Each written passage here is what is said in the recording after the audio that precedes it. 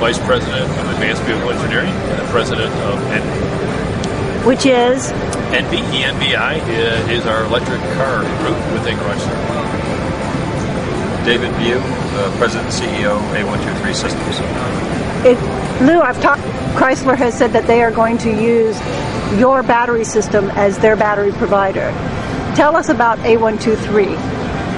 A123Systems, we make advanced lithium-ion battery systems, provide clean, renewable energy for applications as diverse as cordless power tools, automotive passenger cars, and support of the grid. How did it get started? Because one time I knew about A123 was when it was working with U.S. Car. Well, the company got started by some guys in Boston as a spin-off out of MIT, technology that was licensed from MIT, backed by venture capitalists to develop game-changing battery technology. And that was about 7.5 years ago, and then since that time we've gradually developed cell making and then system making capability and again making batteries for cars. So, Dave, I hear a lot about lithium-ion. Hyundai is using lithium polymer in their hybrid, and a lot of other people are talking about manganese batteries. What's the difference between these? Okay, so I'll give you several different classes of battery technologies. Start off with lead acid, which was the typical engine car starting battery, and then nickel metal hydride and NiCad, or nickel cadmium batteries, came in and used a lot of consumer goods that you see today. And in the early hybrids, the nickel metal hydride technology was used. So what you see in some of the early hybrid vehicles today that are operating, and some new ones that are coming out, are all based on nickel metal hydride technology.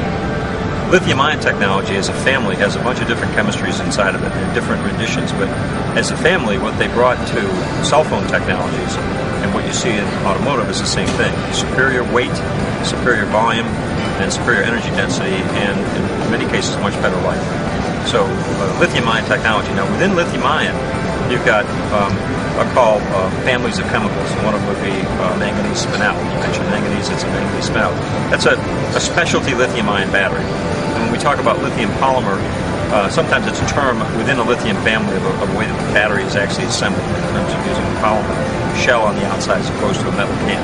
But I would say, generally speaking, you'll see lithium-ion batteries with all these different chemistries that are used. We use a doped nanophosphate chemistry that was developed at MIT.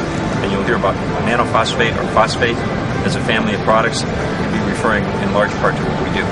You see a variety of different technologies. By and large, the new technologies, the new cars that are designed around plug-in hybrid vehicles and electric vehicles are enabled by lithium technology. Lithium-ion cells are allowing you to get enough energy in the car to give the range that you need to get on the right weight and size basis. I think of what you've got here with the T cell, the rectangular cells, and the square.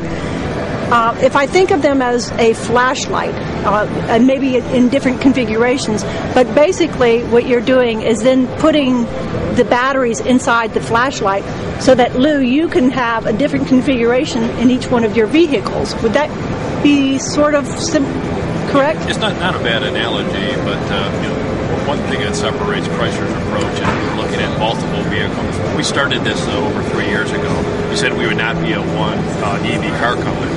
We wanted to really address our three brands, different customers, and really to look across all of those needs and come up with a common strategy. It was the only way for us to ensure that we could have a common battery cell, motor, power electronics with all the vehicles that we've shown. So the basic core cell is shared in all 5 cars. We put the cells together into a module, and that module will be shared amongst all the vehicles.